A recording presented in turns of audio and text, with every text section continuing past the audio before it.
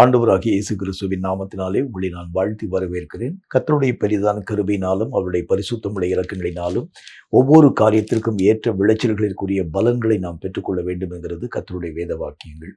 பலன் இல்லாமல் உழைக்கிறது கடினமான ஒன்று. எல்லா விதமான விஷயத்திற்கும் நீங்களும் நானும் பலனை எதிர்பார்க்கக்கூடிய ஒரு மக்களாக விளங்கி விடுகின்றோம். ஆண்டவராகிய இயேசுவும் இந்த உலகத்திலே உங்களையும் என்னையும் அனுமதித்தனுடைய நோக்கம் என்ன அப்படின்னா, மிகுந்த பலன்களை கர்த்தருடைய சித்தத்தின்படி நாம் நம்முடைய வாழ்க்கையை நிறைவாக்க வேண்டியது அவசியம். பலன்கள் என்று அழைக்கப்படக்கூடிய விஷயத்துல 2 நிலைகளை நான் உங்களுக்கு சொல்ல முடியும். ஒன்று, சாதாரணமாக நம்ம செய்யக்கூடிய பிரயாசத்திற்கு ஏற்ற பலன்கள். மற்றொன்று, மிகுந்த பலன்களை தரக்கூடிய ஒரு மேன்மையான ஒரு அனுபவம். கர்த்தர் எதை நம்முடைய வாழ்க்கையில் எதிர்பார்க்கிறார் அப்படின்னா உன்னுடைய எல்லா விதமான திராணிக்கு மிஞ்சிய ஒரு பலத்தை ஆண்டவராகிய தேவனுக்குள் நாம் செயல்படுத்த ஆரம்பித்தால் தான் கர்த்தருடைய திட்டத்தின்படியே கர்த்தருடைய ராஜ்யத்தின் ஊடாக கடந்து போகவும் பூரணமான மகிமைகளை தடையில்லாமல் பெற்றுக்கொள்ளவும் நம்மால் ஆகும். அந்த நாட்களிலே ஓடின அத்தனை விதமான மக்களுடைய ஓட்டங்களின் நிலைகளை நாம் எடுத்து பார்க்க ஆரம்பிக்கிறது உண்டானால் எந்த ஜனமும் கூட தங்களுடைய வாழ்க்கையிலே குறைவாக ஓடி முடித்ததாக கர்த்தருடைய வசனத்தில் வாசிக்க முடியாது. எவ்வளவுக்கு எவ்வளவு தங்களால் ஆன மட்டும் முயற்சி செய்ய முடியுமோ அவ்வளவுக்கு அவ்வளவு அவங்களுக்கு தங்களுடைய பிரயாசத்திற்கும் மிஞ்சின பலத்தை அவர்கள் செலவு பண்ண ஆரம்பிச்சாங்க. அதனால தான் மிகுதியான பலன்களை அவர்கள் பெறக்கூடியவர்களாக வேத புத்தகத்தில் வாசிக்கிறோம். அவங்க ஓடின ஓட்டத்தை பற்றி தான கர்த்தருடைய வசனத்தை வந்து வாசிக்கும் போது அந்த வசனம் என்ன சொல்லுதுன்னு பார்த்தீங்கன்னா, பரலோகத்திலே ஆண்டவராகிய தேவனுடைய ராஜ்யத்திலே அவர்கள் மெய்யாகவே முத்துக்களாக அவர்கள் பிரகாசிக்கக்கூடிய அளவிற்காக அவர்கள் பலன்களை பெறக்கூடிய ஒரு மக்களாக விளங்கினாங்க. நம்முடைய ஓட்டமும் கூட ஒரு சாதாரணமான ஒரு இயக்கமாக காணப்படுகிறது உண்டானால் நிச்சயமான பலன்களை, நிரந்தரமான பலன்களை, நித்தியமான பலன்களை, தேவன் எதிர்பார்க்கக்கூடிய பலன்களை நாம் நம்முடைய வாழ்க்கையில பெற முடியாது.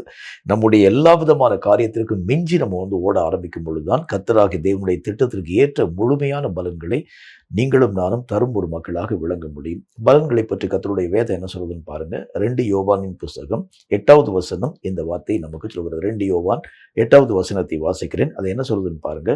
உங்கள் செய்கைகளின் பலனை இழந்து போகாமல் பூரண பலனை பெறும்படிக்கு எச்சரிக்கையாய் இருங்கள். செய்கைகளுக்கு ஏற்ற பலன் ஒன்று இருக்கிறது, பூரணமான பலன் என்று ஒன்று இருக்கிறது.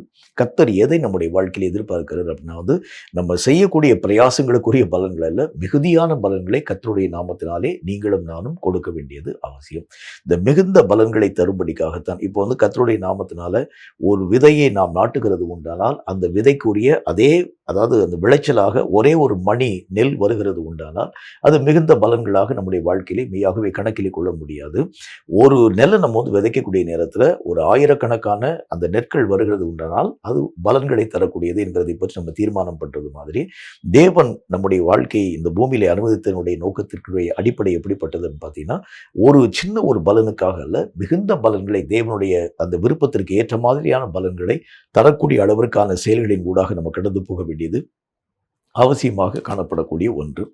பலன்கள் நம்முடைய வாழ்க்கையில் நம்ம கொடுக்கணுங்கிறது தான் நம்முடைய நோக்கமும் கூட, நம்முடைய விருப்பமும் கூட. அப்படின்னாலும் கூட சில நேரங்களில் இந்த பலன்களை கொடுக்க முடியாத அளவிற்காக நம்முடைய வாழ்க்கையினுடைய நிலைகள் மாற்றத்தின் ஊடாக கடந்து போகிறது தான் நம்முடைய தியானத்தில் பார்த்துட்டு வரோம். நம்முடைய வாழ்க்கையிலே சில நேரங்களில் நிலத்தினுடைய அநேக விதமான காரியத்தினால பலன்களை கொடுக்க முடியாது. ஒருவேளை அநேக விதமான தகுதியற்ற விதைகள்னால பலன்களை கொடுக்க முடியாது. நீர்கள் சரியான விதத்தில் வராது இருக்கிறது உண்டானால் பலன்களை தர முடியாது. அல்லது ஒருவேளை தேவையான உரங்களற்ற ஒரு நிலைகள் காணப்படுகிறது உண்டானால், பாதுகாப்பற்ற நிலைகள் காணப்படுகிறது உண்டானால் கூட பலன்களை நம்ம தர முடியாது. என்றாலும் கூட இதை தாண்டி இன்னும் பல விஷயங்களை நம்முடைய தியானத்தின் வடிவாக நம்ம பார்த்து கொண்டு வருகின்றோம். இன்றைக்கு நம்ம பார்க்கக்கூடிய கர்த்தருடைய வேத வசனம் ஆதியாகம புஸ்தகத்துல 4வது அதிகாரம் 12வது வசனம் இந்த வார்த்தையை நமக்கு சொல்கிறது. ஆதியாகம புஸ்தகம் 4வது அதிகாரம் 12வது வசனம் இந்த வார்த்தையை சொல்கிறது. அந்த வசனத்தை கொஞ்சம் நான் நிதானமா வாசிக்கிறேன், கவனிங்க. என்ன சொல்லுது பாருங்க. நீ நிலத்தை பயிரிடும் போது அது தன் பலனை இனி உனக்கு கூடாது, நீ பூமியில் நிலையற்று அலைகிறவனாய் இருப்பாய் என்றார். கர்த்தருடைய நாமத்தினால 2 பேரை ஆதாமுடைய கர்ப்ப பிறப்பாக கர்த்தராகிய தேவன் உருவாக்கி தந்தார், ஆபேல் என்றும் காயின் என்றும். இந்த 2 பேரும் கர்த்தராகிய தேவனுடைய நாமத்தினாலே ஆதாமினால் போதிக்கப்பட்டு வளர்க்கப்பட்டவர்கள். என்றாலும் கூட இந்த காயின் என்கின்ற மனுஷனுடைய மனது ஆபேலின் நிமித்தமாக பொறாமை கொள்ளக்கூடியதாய் விளங்கிற்று. என்னுடைய எந்த விதமான காரியத்தையும் கர்த்தராகிய தேவன் அங்கீகரிக்கல, ஆனால் கர்த்தராகிய தேவனுடைய நாமத்தினால ஆபேல் கொடுக்கும் எல்லா விதமான நிலைகளை கர்த்தர் அங்கீகரிக்கிறார் என்று சொல்லக்கூடிய ஒரு பொறாமை. மனுஷனுடைய வாழ்க்கையில முக்கியமான ஒரு காரியத்தை நீங்க வந்து நம்முடைய வாழ்க்கையில வந்து அறிந்து கொள்ள வேண்டியது அவசியம். எந்த விதமான பொறாமையினாலும் நீங்கள் மிகுதியான பலன்களை தரக்கூடிய ஒரு மக்களாய் விளங்கவே முடியாது. தேவனுடைய எதிர்பார்ப்புக்கு உட்படுத்தப்பட்ட ஒரு வாழ்க்கை வாழ முடியாது. ஒருவேளை உங்களுடைய நிலைகளை நீங்கள் சீராக்குகிறது உண்டானால் கூட கர்த்தராகிய தேவனுடைய அங்கீகரிப்புக்கு நீங்க பாத்திரமா மாற்றப்பட முடியுமே தவிர, இந்த பொறாமைப்படுகிறதுனால உள்ள நன்மைகளையும் நாம் இழக்கக்கூடிய ஒரு மக்களாய் விளங்க ஆரம்பிக்கிறதை பார்க்க முடியும். கர்த்தருடைய வசனத்துல ஆண்டவராகிய தேவனுடைய நாமத்தில் அந்த 2 பேரும் கர்த்தராகிய தேவனுடைய வார்த்தைகளிற்கு இணங்க பலிகள் யாவற்றையும் கொடுக்க ஆரம்பிச்சாங்க. என்றாலும் ஆபேலினுடைய காணிக்கைகளையும் பலிகளையும் கர்த்தராகிய தேவன் ஏற்றுக்கொண்டார். காயினையும் அவனுடைய காணிக்கைகளையும் கர்த்தராகிய தேவன் புறம்பே தள்ளினார். இந்த இடத்துல காயின் என்ன செஞ்சிருக்கணும் அப்படின்னு பார்த்தீங்கன்னா, ஆபேலினுடைய பலன்களை தேவன் அங்கீகரிக்க என்ன காரணம் அப்படிங்கிறத பார்த்து அதற்கு ஏற்ற வண்ணமாய் தன்னுடைய நிலைகளை மாறப்பண்ண ஆரம்பிக்கிறது உண்டானால் ஒருவேளை காயினுடைய பலிகளையும் கர்த்தர் ஏற்றிருப்பார். ஆனா இவன் என்ன காரியத்தை பார்க்கிறான் பாருங்க. என்னை காட்டிலும் அவனுடைய காணிக்கைகளை கர்த்தர் அங்கீகரிக்கிறார் என்கிற ஒரு பொறாமை. மனுஷனுடைய வாழ்க்கையில தேவனாகிய கர்த்தர் விரும்பக்கூடிய நன்மைகளை நாம் மெய்யாகவே பெற முடியாமல் போவதற்கு முக்கியமான காரணம் என்ன பார்த்தீங்கன்னா, உள்ளத்திலே வரக்கூடிய இந்த பொறாமை. இந்த பொறாமை நிமித்தமாக எத்தனை நஷ்டங்களை இந்த காயின் தன்னுடைய வாழ்க்கையிலே பெற்றுக்கொள்ள ஆரம்பிக்கிறான் என்று பாருங்கள். அந்த வசனத்தை திரும்ப வாசிக்கிறேன் பாருங்க. நீ நிலத்தை பயிரிடும் போது அது தன் பலனை இனி உனக்கு கொடுக்காது. முதல் காரியம். 2வது, நீ பூமியில் நிலையற்று அலையக்கூடியவனாய், எவ்வளவு பெரிய ஒரு சாபம் பாருங்களேன். நிலையற்று அலையக்கூடியவனாய் காணப்படுவாய். ஒரு நிலையான ஒரு வாழ்க்கையை கர்த்தராகிய தேவன் தந்திருந்தார். ஆதாம் ஏவாள் என்கின்ற இந்த 2 பேருக்கும் அடங்கின ஒரு வாழ்க்கை, நல்ல ஒரு சமாதானம் நிறைந்த ஒரு வாழ்க்கை. இப்ப இவனுடைய வாழ்க்கையிலே வந்த அந்த பொறாமை நிமித்தமாக 2 சாபத்தை தன்னுடைய வாழ்க்கையிலே இந்த காயின் பெற்றுக்கொள்ள ஆரம்பித்தான். 1, அவன் என்ன பயிர் போட்டாலும் அந்த பயிரினுடைய பலனை பெற முடியாது. 2, நிலையற்ற ஒரு வாழ்க்கை வாழும்படிக்காக வனாந்தரத்திலே அலையக்கூடிய அளவிற்காக, அதாவது துரத்துவார் இல்லாமல் ஓடக்கூடிய அளவிற்கான ஒரு சமாதானத்தை இழந்து போன ஒரு வாழ்க்கையாக இந்த காயினுடைய நிலைகள் ஆண்டவருடைய நாமத்தினாலே மாற்றத்தின் ஊடாக கடந்து போறது. அதுக்கு ஒரே ஒரு காரணம் என்னன்னா, இந்த பொறாமையினால் செய்யப்படக்கூடிய காரியம். அப்போஸ்தலனாகிய பரிசுத்த பவுலுடைய காலத்துல கூட பொறாமையினால் என்ன, வஞ்சகத்தினால் என்ன, கர்த்தருடைய ஊழியத்தை சில பேர் செஞ்சாங்க. இப்படித்தான் இன்னைக்கு அநேக விதமான இடங்கள்ல பொறாமையின் அடிப்படையில நிறைய விஷயங்களை செயல்படுத்த ஆரம்பிக்கிறதை நீங்களும் நானும் கண்கொண்டு பார்க்கிறோம். ரொம்ப ஜாக்கிரதையா இருங்க. ஒருவேளை இப்ப அந்த ஊழியத்தினுடைய மகிமை நம்முடைய வாழ்க்கையிலே காணப்பட ஆரம்பித்தாலும் ஆண்டவராகிய தேவனை சந்திக்கக்கூடிய அந்த நாள்ல ஒரு பலனும் இல்லாமல் நம்முடைய கரங்கள் வெறுமையாக்கப்பட்டதாக ஆண்டவருக்கு முன்பதாக நிற்கக்கூடிய ஒரு மக்களாய் நீங்களும் நானும் காணப்பட முடியும். அப்ப இந்த பொறாமை என்கின்ற இந்த நிலைகளை முதல் காரியம் துறக்க வேண்டியது அவசியம். எந்த ஒரு காரியத்திலும் மற்றவனோடு கூட உங்களை வந்து கம்பேர் பண்ணி பார்த்து அவனுடைய உயர்வை பார்த்து நான் எரிச்சல் கொள்கிறது உண்டானால், அவனுக்கு தேவன் தந்திருக்கக்கூடிய நன்மையை பார்த்து நான் மெய்யாகவே எரிச்சல் படுகிறது உண்டானால், இந்த பொறாமை என்னுடைய வாழ்க்கையிலே காணப்படுகிறது என்பதை நான் அறிய வேண்டியது அவசியம். எனக்கு உண்டான விஷயத்துல நான் திருப்தியா வாழ்றேன். எனக்கு தேவன் தந்திருக்கக்கூடிய எல்லா விதமான நன்மைகளுக்காக நான் கர்த்தரை ஸ்தோத்திரம் பண்றேன். அவனை குறித்து நான் ஏன் யோசிக்கணும்? இப்படி இந்த நாட்களிலே நாம் மெய்யாகவே பார்க்க ஆரம்பிக்கிறது உண்டானால், பல இடங்கள்ல இந்த மாதிரியான பொறாமைக்குரிய வித்துக்களை நிமித்தமாகத்தான் தேவன் இந்த உலகத்திலே நாட்டி வைத்திருக்கக்கூடிய முழு பலன்களை அவர்கள் தங்கள் வாழ்க்கையிலே கொடுக்க முடியாதவர்களாய் விளங்க ஆரம்பிக்கிறதை பார்க்கிறோம். ரொம்ப ஜாக்கிரதையா இருங்க. இந்த மாதிரி ஒரு சின்ன ஒரே ஒரு தவறுனால எவ்வளவு பெரிய மகிமையை இந்த காயின் இழந்து போக ஆரம்பிச்சார் பாருங்க. ஒரு சின்ன ஒரே ஒரு குற்றம் தான். இது வந்து வெளியரங்கமாக உருவாக்கப்பட்ட ஒரு காரியம் கூட கிடையாது. மனசுக்குள்ள அவர் தன்னுடைய மனசுல அதாவது அந்த உடன்பிறந்த சகோதரன் மேலே காணப்படக்கூடிய அந்த பொறாமையை கர்த்தராகிய தேவன் கடிந்து கொள்ள ஆரம்பிக்கிறார். அவருக்கு முன்னாலே வந்து ஆலோசனை சொல்றாரு. நீ நன்மை செய்தால் உனக்கு மேன்மை கிடையாதப்பா, நீ ஏன் வந்து தீமையான ஒரு காரியத்தை பத்தி யோசிக்கிற? அதாவது ஒரு காரியத்தை வந்து பார்க்கக்கூடிய பார்வையில 2 நிலைகளை நம்ம வந்து பார்க்க முடியும். ஒன்று, என்னை சீர்படுத்தும்படிக்காக அந்த பார்வையை நான் வந்து பார்க்கலாம். இன்னொன்று, அவனை மெய்யாகவே அழிக்கும்படிக்காகவும் அந்த பார்வையை நாம் பயன்படுத்தலாம். இப்ப இந்த காயின் வந்து எப்படி பயன்படுத்துகிறார் பாருங்க. அந்த ஒரு பார்வை தான். அந்த ஒரு பார்வையில் ஆபேலை அழிக்கக்கூடிய அளவிற்கான காரியங்களை பொறாமையினால் இந்த ஒரு காரியத்தை செய்யக்கூடிய நிலைகளின் ஊடாக தன்னுடைய மனதை திருப்புகிறத பார்க்க முடியும். ரொம்ப ஜாக்கிரதையா இருங்க. தேவன் தந்த ஒவ்வொரு விதமான காரியத்தில் நீங்களும் நானும் ஓட வேண்டியது அவசியம். நான் ஏற்கனவே உங்களுக்கு சொன்னது மாதிரி ஒவ்வொரு மனிதனுக்கும் ஒரு தனித்தனிப்பட்ட அழைப்பை கர்த்தராகிய தேவன் தந்திருக்கிறார். நான் மற்றவனோடு கூட என்னை வந்து ஒரு நாளும் ஒப்பிட்டு பார்க்க முடியாது. நான் ஒரு தனித்துவம் பெற்ற ஒரு மனிதன். இப்ப நான் யாரை பார்த்து நான் பொறாமப்பட முடியும்னு யோசிச்சு பாருங்களேன். என்னுடைய ஓட்டம் வேறு, மற்றவனுடைய ஓட்டம் வேறு. இவனுக்கும் எனக்கும் நான் என்ன விதமான ஒப்பீடுகள் யாவற்றையும் செய்ய முடியும்? இப்படித்தான் பல நேரங்களில் தவறான அந்த புரிந்து கொள்ளுதலின் ஊடாக கடந்து போய் என்னுடைய வழிகளை விட்டு அவனுடைய மார்க்கங்களை நான் கை கொள்ளக்கூடியவனாக, அவனுக்கு எதிராக நான் செயல்படக்கூடியவனாக இன்னைக்கு ஊழியங்கள்ல நிறைய சண்டைகளும் சச்சரவுகளும் வருகிறதுக்கு என்ன காரணம் என்றால் இந்த பொறாமை என்கின்ற ஒரே ஒரு விஷயம்தான். அந்த சபை வளரக்கூடிய அந்த நேரத்தில் என்னை அறியாத ஒரு பொறாமை. அவனுடைய அழைப்பு வேற. அந்த சபையில அவன் போதிக்கக்கூடிய நிலை வேற, உன் சபையில நீ போதிக்கக்கூடிய நிலை வேற. உன்னையும் அவனை எந்த விஷயத்தில் நீங்களும் நானும் ஒரு நாளும் ஒப்பிட்டே பார்க்க முடியாது.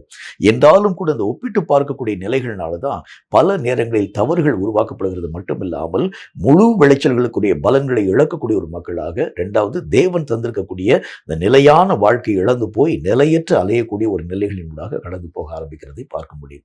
ரொம்ப ஜாக்கிரதையா இருங்க. இந்த கடைசி கால ஓட்டத்தில் என் அழைப்பை நான் இழந்துடக்கூடாது, என்னுடைய நிலைத்த வாழ்க்கையை நான் இழந்து போயிடக்கூடாது, என்னுடைய பலன்களையும் நான் இழக்க கொடுத்துடக்கூடாது. ரொம்ப ஜாக்கிரதையாக நம்ம கையில் கொடுக்கப்பட்டிருக்கக்கூடிய ஒவ்வொரு விஷயத்திலையும் ரொம்ப நம்ம ஒரு கேர்ஃபுல்லான ஒரு நகர்வின் ஊடாக கடந்து போக ஆரம்பிச்சா தான் தேவனுடைய திட்டம் நம் மூலம் பரிபூர்ணமாய் நிறைவாக்கப்பட ஆரம்பிக்கிறதை பார்க்க முடியும். இந்த பொறாமைனா என்ன அர்த்தம்?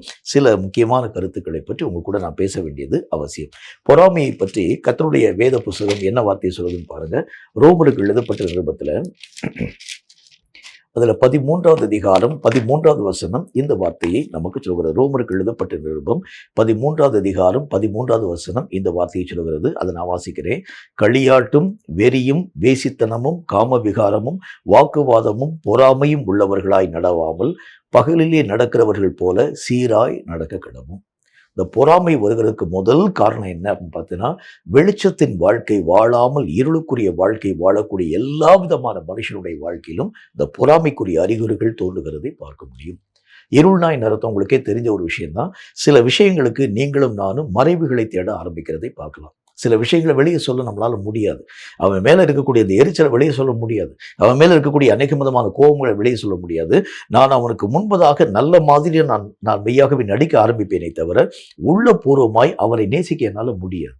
அப்போ இந்த மாதிரியான பலவிதமான இருளுக்குரிய நிலைகள் என்னுடைய வாழ்க்கையிலே காணப்படக்கூடிய வரைக்கும் வேதம் சொல்லக்கூடிய வார்த்தையின் அடிப்படையில் இந்த பொறாமை என்கின்ற விஷயம் எல்லா மனுஷனுடைய வாழ்க்கையிலும் தீவிரம் காண்பிக்க ஆரம்பிக்கிறதை பார்க்கும். பெரிய பெரிய ஊழியக்காரங்க கூட தங்களுடைய வாழ்க்கையில மற்ற ஊழியக்காரனை குறித்து அவங்க பொறாமை கொள்ள ஆரம்பிக்கிறாங்க. அதாவது 2 பேர் ஒரே இடத்துல இருந்து ஊழியம் பார்க்க ஆரம்பித்தாலும் என்னை காட்டிலும் அதிகமாக அவனுடைய அதாவது மீட்டிங் ஆட்கள் வருகிறார்களே, அவங்களை அறியாத ஒரு பொறாமை. வேதம் சொல்லக்கூடிய வார்த்தையினுடைய அடிப்படையில் ஒரு நல்ல ஒரு விஷயத்தை இங்கே புரிஞ்சுக்கங்க.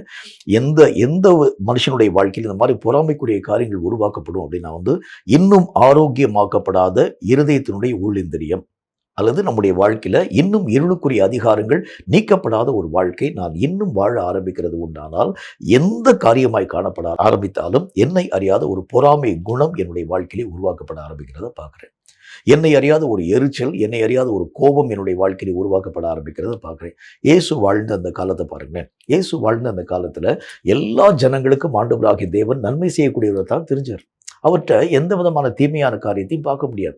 ஆனாலும் கூட அந்த நாட்களில் இயேசு கிறிஸ்து வாழ்ந்த அந்த காலத்தில் ஊழியம் செய்த எல்லா பரிசேயர்கள், சதுசேயர்கள், வேத பாரகர்கள் என்று அழைக்கப்படக்கூடிய எல்லா ஜனங்களும், யூத மார்க்கத்தை சார்ந்திருக்கக்கூடிய அநேக விதமான மக்களும், ஆலயத்தில் முக்கியமாய் காணப்படக்கூடிய அநேக விதமான முக்கியஸ்தர்களும் கூட ஆண்டவராகிய இயேசுவின் மேல் மெய்யாகவே அதாவது கோபதாபமாய் காணப்படுறதுக்கு என்ன காரணம்? அவரை கொலை செய்யும்படிக்காக யோசிக்கிறதுக்கு என்ன காரணம் என்றால், நம்ம ஊழியத்தை காட்டிலும் இந்த இயேசுனுடைய ஊழியம் ரொம்ப ஜாஸ்தி இருக்கு. இந்த உலகமே அவனை பின்பற்றி போகக்கூடியதாய் அப்படிதான் அவங்க பேசுறாங்க. அப்படின்னா ஆண்டவராகிய தேவனுடைய ஊழியத்தை கண்ட மாத்திரத்தில் நாங்களாம் ஒரு சின்ன ஒரு சபைக்குள்ளாக முடங்கி நாங்கள் ஊழியம் பார்க்குறோம். ஆனால் இவர் போய் எந்தெந்த இடத்துலலாம் போய் கர்த்தருடைய வார்த்தைகளை அறிவிக்கிறாரோ திரள் ஜனங்கள் ஆண்டவராகிய தேவனை பின்பற்றி வராங்க. அதை பார்க்கக்கூடிய நேரத்தில் இவர்களை அறியாத ஒரு பொறாமை. இது அன்னைக்கு மாத்திரம் இல்லை, இன்றைக்கு வரைக்கும் இதே விதமான சுபாவங்கள் பெரிய பெரிய ஊழியக்காரருடைய வாழ்க்கையிலும் கூட காணப்படக்கூடிய ஒன்று. ஒருவேளை அந்த ஒரு விஷயத்தை வெளியே காமிச்சுக்கிற மாட்டாங்க, ஆனால் மறைவிலே அவர்களை அறியாத இந்த பொறாமை தீ அவர்களுடைய வாழ்க்கையிலே பற்றி பிடிக்க ஆரம்பிக்கிறத பார்க்கணும். இதுக்கு காரணம் என்ன அப்படின்னு பார்த்தா, இன்னும் ஆரோக்கியமாக்கப்படாத இருதயத்தினுடைய உள்ளான ஒரு வாழ்க்கை. இந்த இருள் நம்முடைய வாழ்க்கையை விட்டு இன்னும் நீங்காது இருக்கிறது உண்டானால், வெளிச்சத்தின் வாழ்க்கை வாழுகிறோம்னு சொன்னா நமக்கு என்ன இருக்கும் பாருங்க, இந்த மாதிரியான பொறாமைக்குரிய சுபாவங்கள் ஒண்ணுமே உள்ள இருக்காது. ஆனா என்னைக்கு இந்த இருளுக்குரிய காரியங்கள் இன்னும் என்னுடைய வாழ்க்கையை விட்டு நீங்காததாய் காணப்படுகிறதோ, என்னை அறியாமல் எந்த ஒரு விஷயத்தை நான் எடுக்க ஆரம்பித்தாலும், எந்த ஒரு காரியத்தினூடாக கடந்து போக ஆரம்பிச்சாலும், என்னை அறியாத ஒரு பொறாமை, என்னை அறியாத ஒரு வஞ்சகம், என்னை அறியாத அநேக விதமான மக்களுக்கு எதிரடியான கருத்துக்கள், இவைகளெல்லாம் வருகிறதுக்கு மூல காரணம் என்ன? ஆரோக்கியமாக்கப்படாத என்னுடைய இருதயத்தின் நினைவுகள். இது முதல் காரியம் என்னுடைய வாழ்க்கை விட்டு அகன்று போகணும். அப்போ நிறைந்த பலன்கள் நான் தர முடியாமல் போகிறதுக்கு காரணம் என்னன்னு சொன்னால், இன்னும் என்னுடைய வாழ்க்கை சுத்திகரிக்கப்படாததாக, இருள் நீக்கப்படாததாக, வெளிச்சம் உள்ள போக முடியாததாக பல நிலைகள் உள்ளே இருக்கிறது நான் பார்க்குறேன். சில இடங்கள்ல தான் இந்த வெளிச்சத்தினுடைய காரியங்களை நான் அனுமதிக்கிறேனே தவிர, பல இடங்கள்ல இந்த வெளிச்சம் உள்ளேயே போக முடியல. வெளிச்சம் உள்ளவே போக முடியாது இருக்கக்கூடிய இடங்கள்ல இந்த மாதிரியான அநேக விதமான சுபாவங்கள் மெய்யாகவே மறைந்திருக்கிறதை பார்க்க முடியும்.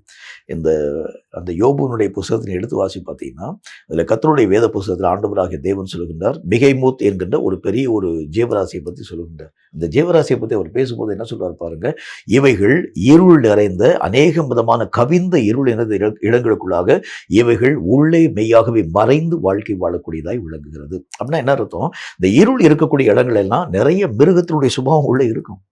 இந்த மிருகத்தினுடைய சுபாவங்கள் மேற்கொள்ளப்பட முடியாமல் போறதுக்கு என்ன காரணம்? இன்னும் இந்த இருளை விட்டு வெளிச்சத்திற்குள் வர முடியாத அந்த நிலைகள் தான் மூல காரணம். சில விஷயங்களை நீங்களும் நானும் ஆசையாய் நாம் ஏற்றுக்கொள்ள ஆரம்பிக்கிறோமே தவிர, அவைகளை பற்றியதான அறிவுறுப்பு இன்னும் நம்முடைய வாழ்க்கையில வரல. அவைகளை பற்றியதான விருப்பம் இன்னும் நம்முடைய வாழ்க்கையை விட்டு விலகி போகவே இல்லை.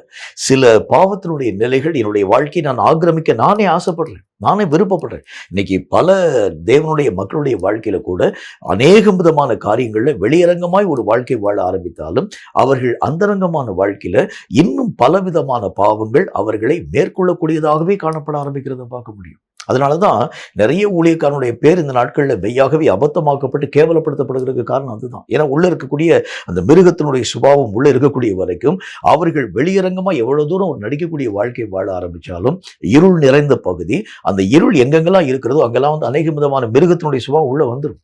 இந்த மிருகத்தினுடைய சுபாவம் ஏற்ற நேரங்களில் வெளியே வந்து அவர்களையும் அவருடைய ஊழியத்தினுடைய பெயரையும் கெட்டுப்போகப்பட ஆரம்பிச்சிடும். ரொம்ப ஜாக்கிரதையா இருங்க. இந்த மாதிரி பலன்கள் இழக்கிறது மட்டுமல்ல, நான் என்னுடைய ஊழியத்தினுடைய அழைப்பையும் நான் இழந்து போக ஆரம்பிச்சிருவேன். எனக்கு உண்டான தேவனுடைய சித்தத்தை நான் இழக்கக்கூடியவனாய் விளங்க ஆரம்பிக்கிறதை பார்க்க முடியும். அந்த ஆபேலையும் காயினையும் கர்த்தராகிய தேவன் உருவாக்கி இருக்கும்போது எப்படி உருவாக்கி இருப்பார்னு யோசிச்சு பாருங்களேன். ஆதாமுக்கும் ஏவாளுக்கும் அடங்கினவர்களாக, அதாவது அந்த பயிர்கள் யாவற்றையும் பயிரிடக்கூடியவர்களாக, மந்தையை மேய்க்கக்கூடியவர்களாக நல்ல ஒரு வாழ்க்கை வாழணும்னு சொல்லி தான் கர்த்தர் உருவாக்கி இருப்பார். ஆனா இந்த காயினுடைய வாழ்க்கையில கர்த்தராகிய தேவனுடைய நாமத்தினால ஆபேலை அவன் நேசிக்கிறதுக்கு பதிலாக பொறாமை கொள்ள ஆரம்பிச்சதுனால நிலைத்து அவனுடைய வாழ்க்கை நிலையற்று போகக்கூடியதாய் விளங்கி போக ஆரம்பித்தது. அப்ப நம்முடைய வாழ்க்கையில கூட கர்த்தர் ஒரு திட்டம் வச்சிருப்பாரு. இந்த திட்டத்திற்கு புறம்பாக நம்முடைய வாழ்க்கையிலே இருள் நிறைந்த காரியம் உள்ளே வருகிறது உண்டானால், தேவனுடைய திட்டம் என்னுடைய இருளின் நிமித்தம் அபத்தமாகப்பட்டு போயிடும். நான் ஆண்டவராகிய தேவனுடைய கிருபைகளை இழந்து போயிடுவேன். ரொம்ப ஜாக்கிரதையா இருங்க. இந்த ஓட்டத்திற்காக அழைக்கப்படக்கூடிய மக்கள் அநேகம் பேர்லாம் கிடையாது. சொற்ப ஜனங்களை தான் கர்த்தர் கூப்பிட்டுருக்கிறாரு. வசனத்தில் என்ன போட்டுருக்கு? ஆரோனை போல அழைக்கப்படாவிட்டால் இந்த கனமான ஊழியத்திற்கு ஒருவனும் தானாக ஏற்படுத்தப்படுகிறது இல்லைன்னு கர்த்தருடைய வசனத்தில் வாசிக்கிறோம்.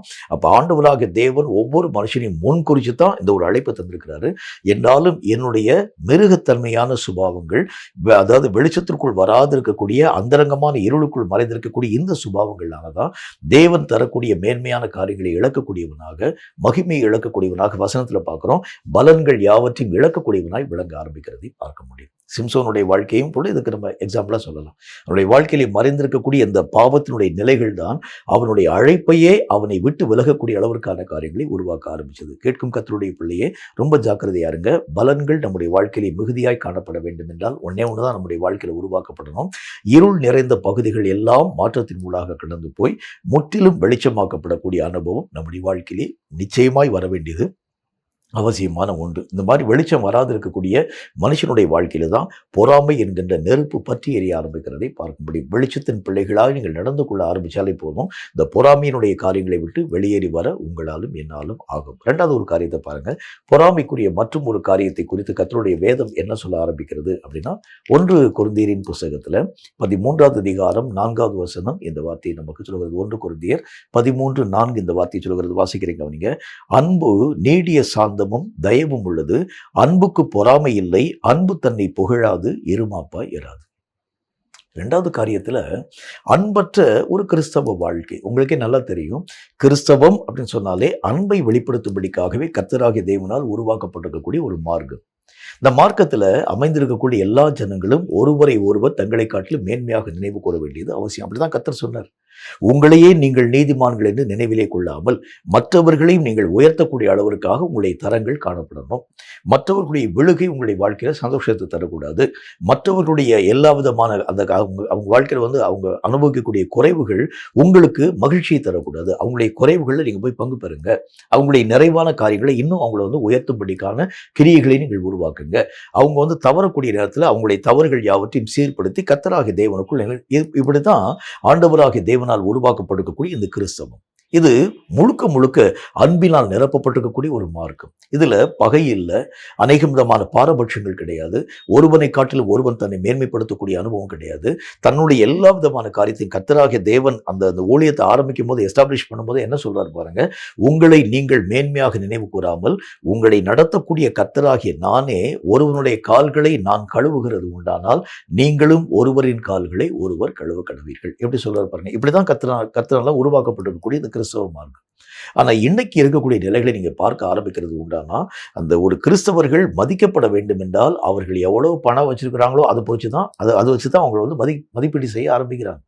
ஒரு ஊழியத்தின் ஊடாக கடந்து போக ஆரம்பிச்சா கூட ஒரு சாதாரணமான ஒரு எளிய ஆடையோடு கூட நான் போகிறது உண்டானால் என்ன அவங்க அலட்சியப்படுத்திடுவாங்க. அதற்கு ஏற்ற ஒரு ஆடம்பரமான ஆடைகளின் ஊடாக கடந்து போகணும். அதுக்குரிய ஒரு லக்ஸூரியஸ் காரில் நான் போகணும். அதற்குரிய எல்லா விதமாக இப்படித்தான் இன்றைக்கு கிறிஸ்தவனுடைய அந்த நிலைகள் மெய்யாகவே மாற்றத்தின் ஊடாக போயிடுச்சு. வசனத்தில் ஆண்டவராகிய தேவன் சொல்கிறார், ஆண்டவர் உருவாக்கி இருக்கக்கூடிய மார்க்கமே வேற. மேன்மையாய் காணப்படக்கூடியவன் தன்னுடைய மேன்மை விட்டு மெய்யாகவே தன்னை தாழ்த்தி இந்த கிறிஸ்தவத்துக்குள்ள வரணும். ஆனா இப்ப தாழ்மையாக இருக்கக்கூடிய மனிதன் கூட தன்னை உயர்த்தக்கூடிய ஒரு நிலைதான் கிறிஸ்தவம் என்கின்ற ஒரு தலைகீழான ஒரு அனுபவத்தின் ஊடாக கடந்து போக ஆரம்பிக்கிறது. இதுக்கெல்லாம் என்ன காரணம் என்றால் முற்றிலும் காணப்படக்கூடிய அன்பற்ற நிலைதான். என்னை உயர்த்துவதற்காக நான் என்ன வேணாலும் செய்யறேன், மற்றவனை தாழ்த்துகிறதுக்கு நான் என்ன வேணாலும் செய்யறேன், என்னை ஜனங்கள் மெய்யாகவே கனப்படுத்துகிறதுக்கு அவனை எந்த அளவிற்கு நான் தரை மட்டும் தாழ்த்த முடியுமோ வீழ்த்த முடியுமோ ஆண்டவராகிய தேவன் சொல்கிறார், அவன் கீழே விழுந்தா அவனை நீ தூக்கி விடு. ஆண்டவராகிய தேவனுடைய நாமத்தினால கர்த்தருடைய அந்த வார்த்தைகளின் அடிப்படையில் எல்லா விதமான ஜனங்களை பார்த்து கர்த்தராகிய தேவன் சொல்லுகின்றார். ஒரு நாள்ல தேவ ஆலயத்தில் இருக்கக்கூடிய நேரத்தில் ஒரு மனுஷனை கர்த்தராகிய தேவன் சுகப்படுத்துகின்றார். அந்த நாள் அது ஒரு ஓய்வு நாளாக இருந்ததுனால ஜனங்கள் எல்லாரும் ஆண்டவராகிய இயேசுவை குற்றப்படுத்துறாங்க. உடனே இயேசு கிறிஸ்து என்ன சொல்கிறார், ஒரு ஆடாகிலும் ஒரு மாடாகிலும் வழி தவறி அல்லது ஏதாகிலும் ஒரு பள்ளத்தில் விழுகிறது உண்டானால் ஓய்வு நாள் என்பதற்காக நீங்க அதை காப்பாற்ற மாட்டீங்களா? ஒரு ஆட்டையும் மாட்டையும் இங்கே காப்பாற்றக்கூடிய நீங்க ஒரு மனுஷனுக்கு இப்படிப்பட்ட காரியத்தை செய்கிறதை குறித்து குற்றம் பேசுகிறது இப்படிதான் கர்த்தராகிய தேவன் போதிக்க ஆரம்பிச்சார். அப்ப ஆட்டை காட்டிலும் மாட்டை காட்டிலும் மனிதர்கள் எவ்வளவு உயர்ந்தவர்கள், அவங்களுக்கு நம்ம ஏன் நன்மையான காரியத்தை செய்யக்கூடாது? இப்படிதான் அந்த மார்க்கத்தை கர்த்தர் உருவாக்குனார். மனிதர்களை மனிதர்களாக மதியுங்கள், மனிதர்களுடைய விழுகை உங்களுக்கு சந்தோஷத்தை தரக்கூடாது, மனிதர்களை நீங்கள் அலட்சியப்படுத்தாதீர்கள். இப்படிதான் கர்த்தராகிய தேவனால் தோற்றுவிக்கப்பட்டிருக்கிறது இந்த கிறிஸ்தவம். ஆனா இன்னைக்கு இருக்கக்கூடிய நிலைகள்ல அலட்சிய போக்கும், மனிதர்களை மதியாது இருக்கக்கூடிய நிலைகளும், மக்களை கீழ்த்தரமாய் நடத்தக்கூடிய தன்மைகளும் உருவாக்கப்படுவதற்கு என்ன காரணம் என்று சொன்னால், ஆண்டவருடைய வேதம் சொல்லக்கூடிய வார்த்தையின்படி அன்பு என்கிறது கிறிஸ்தவத்தை விட்டு என்னைக்கோ போயிடுச்சு. அன்பே இல்லை கிறிஸ்தவர்களுக்கு நடுவில். 2 ஊழியக்காரனை நீங்கள் அதை ஒரே இடத்துல உட்கார வச்சு பார்க்க முடியாது. இவனை பார்க்கும்போது அவன் வேற பக்கம் முகத்தை திருப்பிக்கிடுவான். ஏனென்றால் அன்பு இல்லாத ஒரு வாழ்க்கை. இயேசு கிறிஸ்துவை ஆண்டவராகிய தேவனுடைய வசனத்தில் அவர் என்ன சொல்கின்றார், அன்பு இல்லாதவன் தேவனை அறியவே மாட்டான்னு சொல்கிறார். ஏனென்றால் தேவன் அன்பாகவே இருக்கின்றார். அன்பை வெளியே சொல்வதற்கு தான் ஆண்டவராகிய தேவன் வந்தார். ஆனால் இன்னைக்கு திருச்சபைகள் பிரிந்து கிடக்கிறதுக்கு என்ன காரணம்? ஊழியர்கள் பிரிந்து கிடக்கிறதுக்கு என்ன காரணம்? ஒருவனுடைய உயர்வை பார்த்து நான் மெய்யாகவே பொறாமை கொள்வதற்கு என்ன காரணம் என்றால் ஒரே ஒரு காரணம் தான், அன்பு இல்லை. என் சகோதரன் உயர்த்தப்படும் போது நான் சந்தோஷப்படணுங்க. என் கூட இருக்கக்கூடிய ஒரு மனிதனை கர்த்தராகிய தேவன் வல்லமையாக பயன்படுத்தும் போது என் மனசு எவ்வளவு தூரம் ஆண்டவருடைய நாமத்தினால கர்த்தருடைய ஊழியம் இவ்வளவு தூரம் மெய்யாகவே பிரபலமாய் காணப்பட ஆரம்பிக்கக்கூடிய அளவிற்காக இந்த மனிதனை கர்த்தர் பயன்படுத்துகிறார்னு சொல்லும்போது நான் பரவசம் அடையணும். ஆனா இன்றைக்கு நான் அவனை பார்த்து பொறாமை கொள்ள ஆரம்பிக்கிறேன். அப்போஸ்தலர்களுடைய நாட்கள்ல ஆண்டவராகிய தேவனுடைய நாமத்தினால் இந்த பேதுருவினுடைய தலைமையில எல்லா ஜனங்களும் யூதர்களுக்குள்ளாக ஊழியம் பார்த்துட்டு வர்றாங்க. யூதர்களுக்குள்ளாக ஊழியம் பார்த்து யூதர்களுக்குள்ளாக அற்புதங்கள் யாவற்றையும் செஞ்சுட்டு வராங்க. இப்ப கர்த்தருடைய நாமத்தினால பவுலை ஆண்டவராகிய தேவன் பயன்படுத்தி புறஜாதிகளுக்கு மத்தியில கர்த்தருடைய நாமத்தை அறிவிக்கும்படிக்காக அப்போஸ்தலன் அனுமதிக்கிறார். இது ஆரம்பத்தில் ஜனங்களுக்கு முன்பதாக பெரிய இடர்களை தரக்கூடியதாய் விளங்க ஆரம்பிச்சாலும் கர்த்தருடைய வார்த்தைகளுக்கு இறங்க அப்போஸ்தலனாகிய பரிசுத்த பவுல் தூரத்துக்கு போயிட்டார். போகக்கூடிய நேரத்தில் தேவன் அவர் மூலமாய் செய்த எல்லா விதமான நன்மைகளை இங்கு காணப்படக்கூடிய இந்த அப்போஸ்தலர்களுக்கு முன்பதாக அறிவித்த பொழுது வசனத்தில் என்ன போட்டிருக்கு, அவர்கள் எல்லாரும் யூதர்களுக்கு கர்த்தர் செய்தது மாதிரி புறஜாதிகளுக்கும் கர்த்தர் செய்கிறார் என்பதை பற்றி நினைவிலே கொண்டு கர்த்தருக்குள் அவர்கள் சந்தோஷப்பட ஆரம்பிச்சாங்க. இன்னைக்கு அந்த சந்தோஷத்தை பார்க்க முடியுமா உங்களால? என்னாலையும் மற்ற சபை வளரக்கூடிய காரியத்தை பார்க்கும்போது நான் பொறாமையில எரிஞ்சிடுறேன். என் சபையில் ஆளே இல்லை, அவன் சபையில் மாத்திரம் ஆயிரக்கணக்கான மக்கள். எனக்கு என்னை அறியாத ஒரு வேதனை. அதுக்கு காரணம் என்ன? ஒருவனுடைய ஊழியம் அப்படி நம்ம யோசிக்கிறது இல்லை. இவனுடைய ஊழியம் அவனுடைய ஊழியம் இல்லை, ஊழியம் கர்த்தருடைய ஊழியம். ஆனால் இந்த ஊழியத்தினுடைய ஒருவனுடைய வளர்ச்சி என்னை அறியாத ஒரு வேதனை எனக்குள் தருகிறது உண்டானால், நான் இன்னும் கர்த்தராகிய தேவனுடைய அந்த அன்பு என்கிற ஊழியத்தின் உள்ள போகலன்னு அர்த்தம்.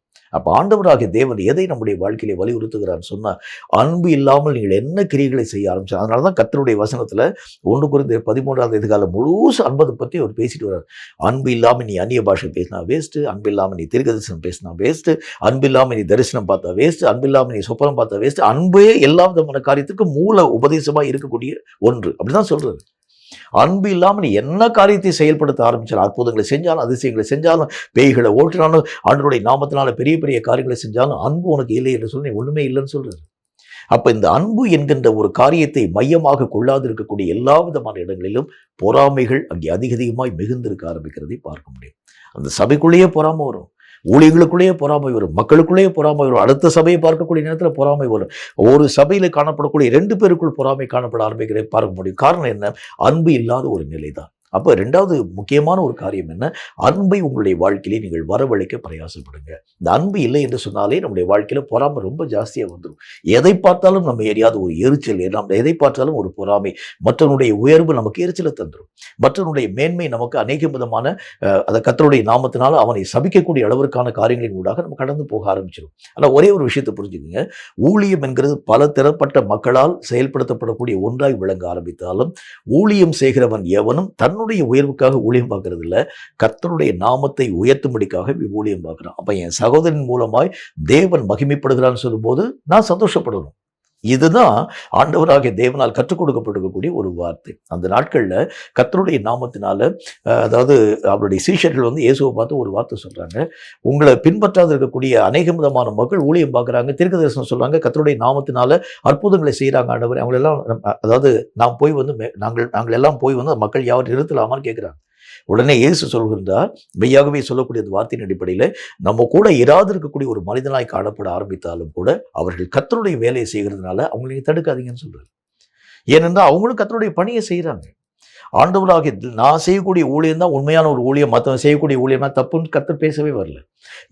கர்த்தருடைய நாமம் எங்கெங்கெல்லாம் மகிமைப்படுத்தப்பட ஆரம்பிக்கிறதோ அங்கெல்லாம் கர்த்தராகிய தேவனுடைய மனம் சந்தோஷம் அடைய ஆரம்பிக்கிறது. அப்படிதான் அவருடைய பிள்ளைகளாக காணப்படக்கூடிய நீங்களும் நானும் இருக்க வேண்டியது அவசியம்.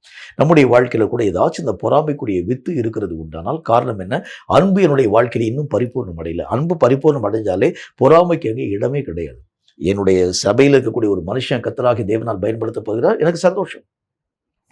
அடுத்த சபையில ஆண்டவராகிய தேவன் பெரிய நன்மை செஞ்சிருக்கிறார், எனக்கு சந்தோஷம். ஏனென்றால் கர்த்தருடைய நாமம் மெய்யாகவே மகிமைப்படுத்தப்படுகிறது. நமக்கு எதிரி யாருன்னு சொன்னா பக்கத்து சபைக்காரனோ அல்லது எதிர்த்த சபைக்காரனோ அல்லது நமக்கு பக்கத்தில் உட்கார்க்கக்கூடிய நம்ம சபையில் இருக்கக்கூடிய மற்ற மனுஷனும் அல்ல, எல்லா மனிதனுக்கும் பொதுவான எதிரி பிசாசு. பிசாசு வீழ்த்தப்படுகிறதை பார்க்கக்கூடிய நேரத்தில் நீங்களும் சந்தோஷப்படணும். அது யார் மூலம் வீழ்த்தப்பட ஆரம்பிச்சாலும் பரவாயில்ல. இந்த நிலைதான் ஒரு அன்பை நம்முடைய வாழ்க்கையை உருவாக்கக்கூடியதாய் விளங்க ஆரம்பிக்கும். இப்ப நமக்குள்ள பொறாமை வந்ததுக்கு என்ன காரணம் என்றால் அன்பற்ற ஒரு காரியம். என் சகோதரனை கர்த்தர் பயன்படுத்தக்கூடிய நேரத்தில் நான் எரிச்சல் கொள்றேன், என் சகோதரன் பயன்படுத்தக்கூடிய நேரத்தில் நான் கோபம் கொள்றேன். அப்படின்னா என்ன அர்த்தம்? உண்மையான ஒரு அன்பு என்னுடைய வாழ்க்கையிலே காணப்படாதான் காரணம். இயேசு அன்பினால் ஊழியங்களை செய்யும்படிக்காகத்தான் நம்ம கையில அன்பு என்கின்ற காரியத்தை மையமாக கொடுத்து தான் ஊழியத்தினுடைய எல்லா விதமான அழைப்பையும் தேவனாகிய கற்றுத் தந்தார். நீங்க செய்யக்கூடிய ஒவ்வொரு ஊழியத்தை எடுத்து பாருங்களேன், சுவிசேஷ ஊழியமாகட்டும், அல்லது தீர்க்க தரிசன ஊழியமாகட்டும், அல்லது அதை சுகமாக்கக்கூடிய வரங்களாகட்டும், எந்த ஊழியங்களாய் காணப்பட ஆரம்பித்தாலும் அந்த ஊழியம் நிறைவடைய வேண்டும் என்றால் அதனுடைய அடிப்படையாய் காணப்படக்கூடிய அன்பு இருந்தால் தான் அந்த ஊழியம் முழுமையடையவே ஆரம்பிக்கும். அன்பு இல்லாமல் நீ என்ன காரியத்தை செஞ்சாலும் ஒண்ணுமே ஒரு பயமே கிடையாது. அப்ப வேதம் சொல்லக்கூடிய நல்ல ஒரு வார்த்தையின் அடிப்படையில் அன்பு இல்லாமல் எந்த விதமான நிலைகள் உருவாக்கப்பட ஆரம்பித்தாலும் அங்க போட்டி வந்துடும், பொறாமை வந்துடும், சண்டை வந்துடும், கோபம் வந்துடும், எரிச்சல் வந்துடும், பிரிவினை வந்துடும், மார்க்க பேதம் வந்துடும், அநேக விதமான குளறுபடிகள் உருவாக்கப்பட ஆரம்பிக்கிறதை பார்க்க முடியும். ரொம்ப எளிதாக சாத்தான் அந்த இடங்களை தன்னுடைய வசமாய் மாற்றிக்கொள்ள ஆரம்பிச்சிருவான்.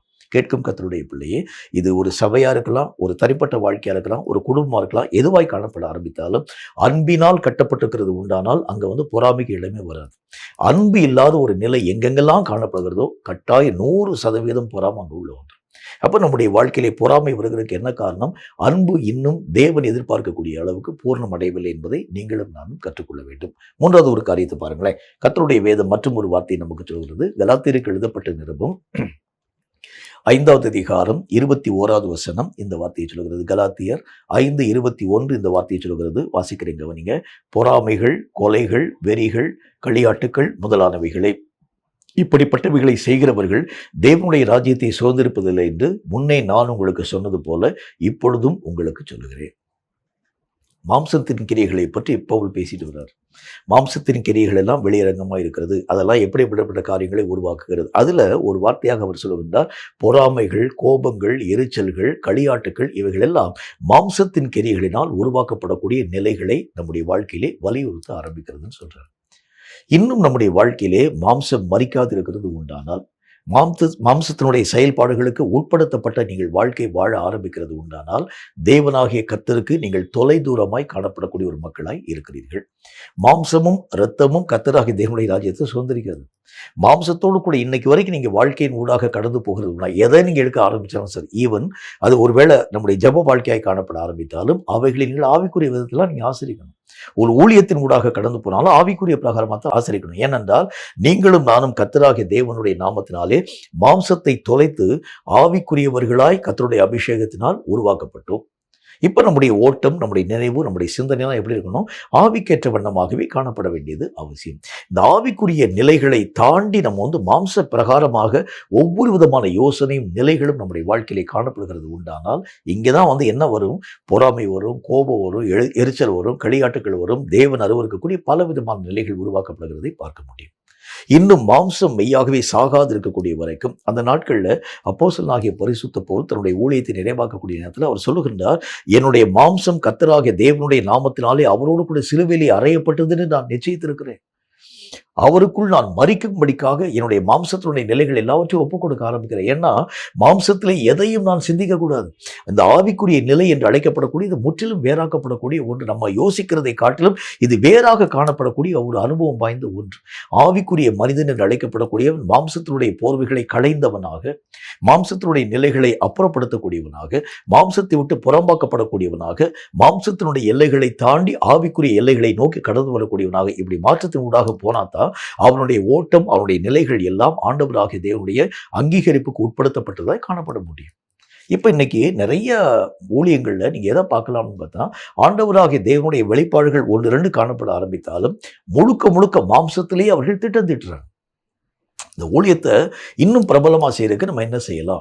இன்னும் இத்தனை விதமான ஆட்களை நம்ம கொண்டு வந்து சேர்க்கலாம், இத்தனை விதமான காரியத்தின் ஊடாக நம்ம கடந்து போகலாம், இத்தனை கட்டடங்களை நம்ம கட்டலாம், இத்தனை விதமான இடங்களில் போய் இன்னென்ன விதமான காரியங்களை நம்ம செயல்படுத்த ஆரம்பிக்கிறது உண்டானால் அநேக விதமான ஜனங்கள் இந்த கட்டடத்தை நோக்கி கடந்து இல்லை. இதுல உங்களுடைய மாம்சத்திற்கு எந்த விதமான வேலையும் கிடையாது. இயக்கக்கூடிய கர்த்தர் என்ன சொல்றாரோ அதை மாத்திரம் செஞ்சுட்டு பேசாம இருக்கணும். இந்த மாம்சம் தான் என்ன செய்ய பாருங்க, தன் நிலைகளை தாண்டி அதை யோசிக்க ஆரம்பிக்கிறதை பார்க்கும். இன்னும் நான் மிகுதியாய் இந்த காரியங்களை செய்கிறது எப்படி? அதை குறுக்கு வழியில போய் நான் சம்பாதிக்கலாமா? குறுக்கு வழியில போய் இந்த ஒரு காரியத்தை நான் பெற்றுக்கொள்ளலாமா? இதுக்கு நல்ல ஒரு எக்ஸாம்பிள் சொன்னதான் இந்த விளக்கத்தை நீங்களும் நானும் தெளிவான விதத்தில் விளங்கிக் கொள்ள முடியும். ஒரு ராஜா ஒருத்தர் திடீர்னு சொல்லி விருந்துக்காக ஆயத்தப்படுத்துறாரு. ஆயத்தப்படுத்தக்கூடிய நேரத்தில் உங்களுக்கே தெரிஞ்ச அந்த சம்பவம் தான். எல்லா ஜனங்களும் அந்த ராஜாவினால் அழைக்கப்படக்கூடிய மக்கள்லாம் சாக்கு போக்கு சொன்னாங்க. ராஜாவுக்கு ரொம்ப கோவம் வந்துருச்சு. இந்த விருந்தை மெய்யாகவே இந்த ஏழை எளிய மக்களுக்கும் ஊனர்களுக்கும் சப்பானிகளுக்கும் நான் கொடுக்கணும்னு ஆசைப்படுறேன். அதனால தெரு ஓரங்களில் யாரெல்லாம் நிற்கிறாங்களோ எல்லா ஜனங்களையும் உள்ள அழைச்சிட்டு வாங்க என்கிறதை பற்றி அவர் பேசுகின்றார். உடனே இந்த ராஜாவினுடைய வார்த்தையின்படி அங்கே இருக்கக்கூடிய பணியாட்கள் எல்லாருமே போய் எல்லா ஜனங்களையும் கூட்டிட்டு வர்றாங்க.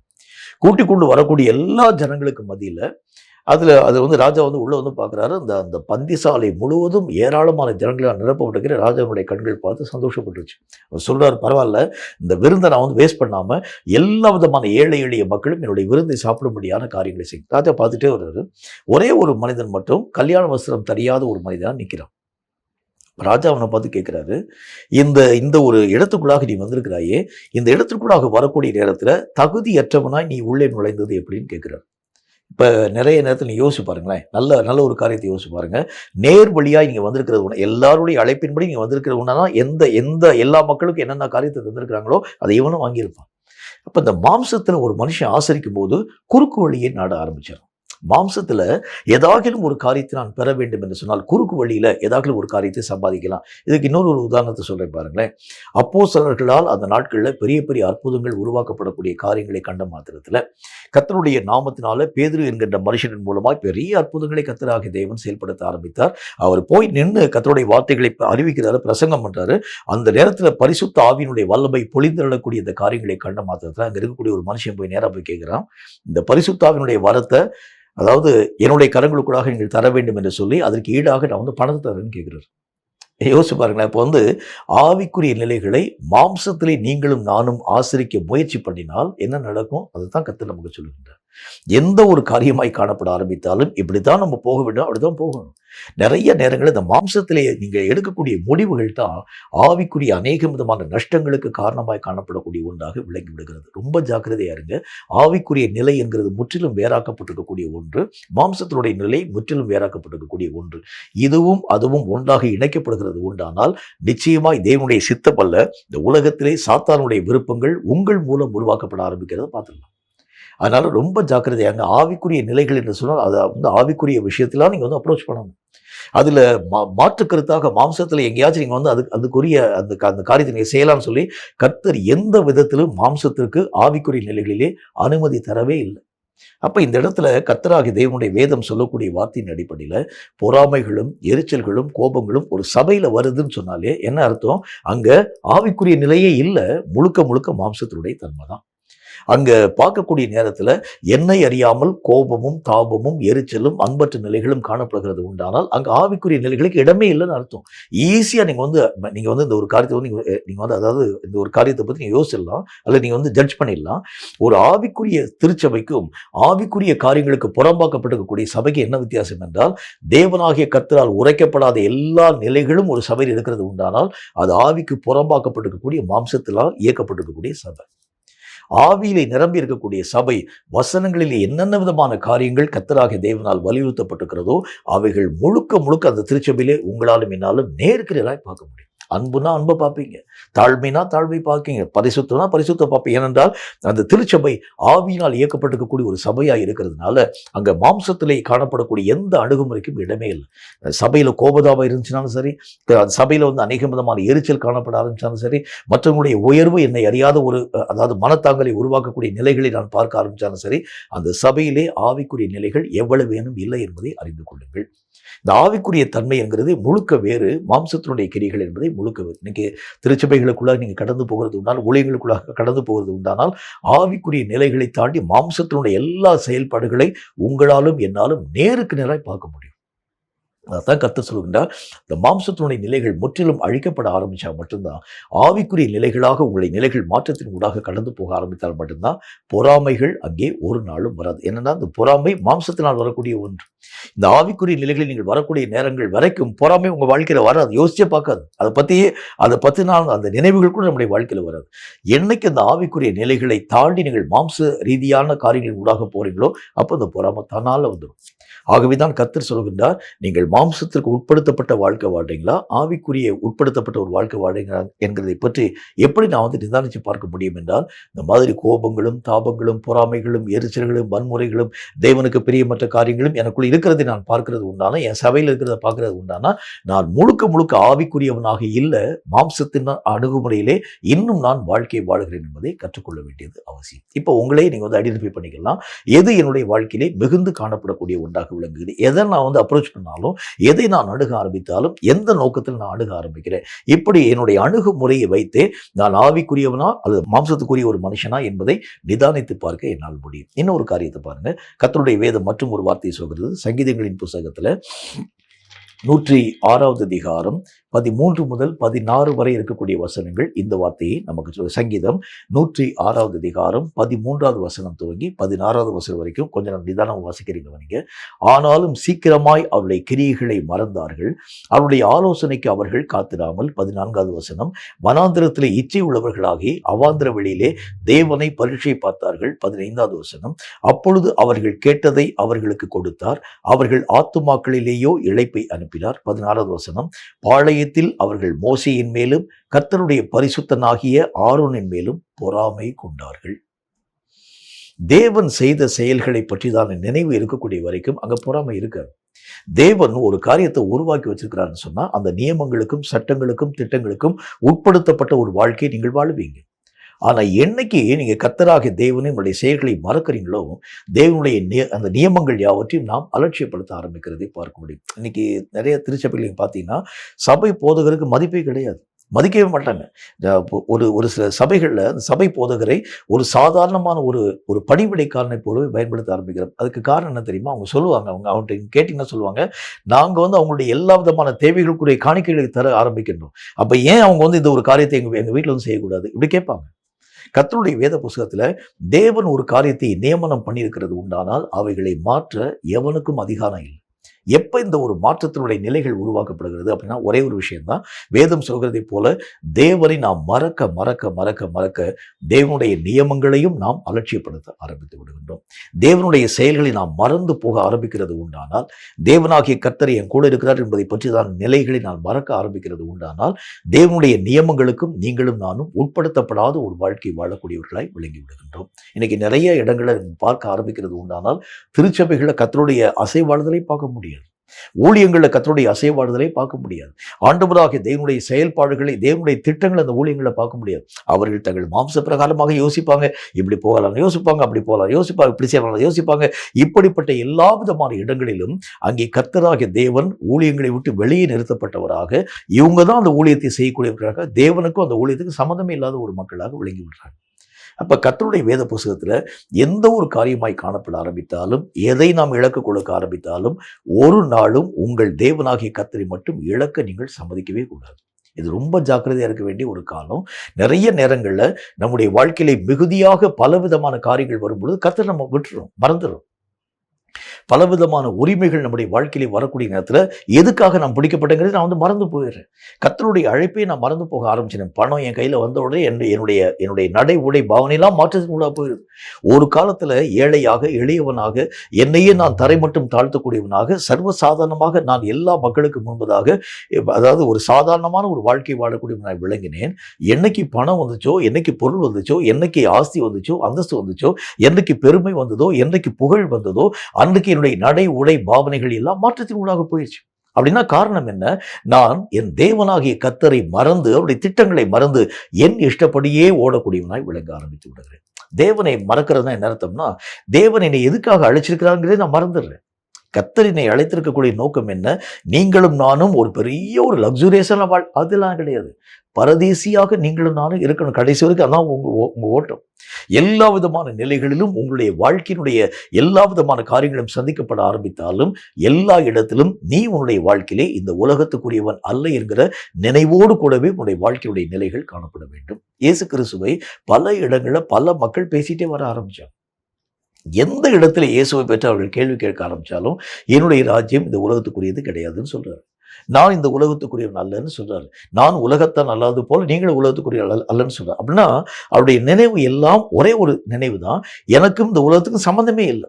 உலகத்திலே சில வேலைகளை செய்யறதுக்காக கர்த்தராகிய தேவனால் அனுமதிக்கப்பட்டேன், அவ்வளவுதானே தவிர இந்த உலகம் எனக்கு சொந்தமானதும் கிடையாது. இந்த உலகத்துக்குரிய எல்லா விதமான வழிபாடுகளுக்கும் நான் உடன்பட்டவனும் கிடையாது. இந்த ஒரு நினைவை ஆண்டவராகிய இயேசு கிறிஸ்து தன்னுடைய மனதின் ஆழத்துல பதிக்க ஆரம்பிச்சனாலதான் எந்த நேரத்தில் இயேசுவை பார்த்து அவங்க கேள்வி கேட்க ஆரம்பிச்சாலும், என் ராஜ்யம் இந்த உலகத்துக்குரியது கிடையாதுன்னு சொல்றாரு, நான் இந்த உலகத்தான் அல்லன்னு சொல்றாரு, எனக்கு உண்டானவைகள் எல்லாம் பரலோகத்திலே காணப்படக்கூடிய ஒன்றாக விளங்குகிறேன். அப்படின்னா என்ன அர்த்தம்?